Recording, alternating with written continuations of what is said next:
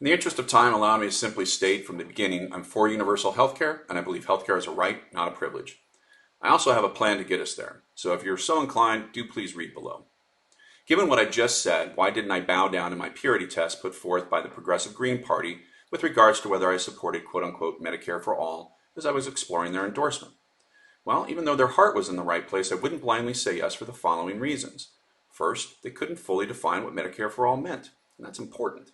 Second, I heard no plan for financing and rollout, and in fact I still see little of that detail from their party platform.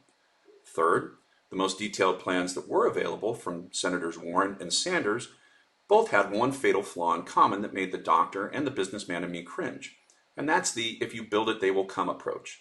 That has been the fatal flaw of many a noble effort. Those details matter, and if we truly want universal health care, they must be understood and addressed. As a state, we've been tantalizingly close to having competitive public health care options that could have bridged the gap to universal health care, but we messed up the rollout and financing. On the national level, the Affordable Care Act wasn't nearly as close as Oregon because it sold out to an entrenched insurance industry, then tacked on mandates which gave rise to things like the Tea Party, and we've seen where that leads us.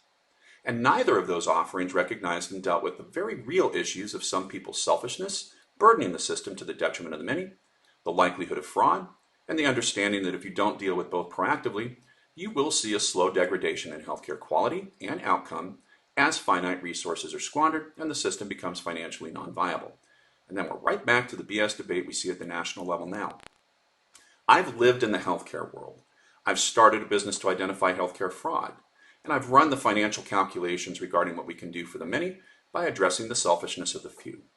I also have a plan to deliver a financially viable bridge to universal health care that can be stood up in the state within 2 years, allow expanded Medicaid coverage as well as a public option, and get us past the lunacy of being the only Western country torturing its citizens with the knowledge that they are one illness or injury away from bankruptcy. So do please read on. Thank you.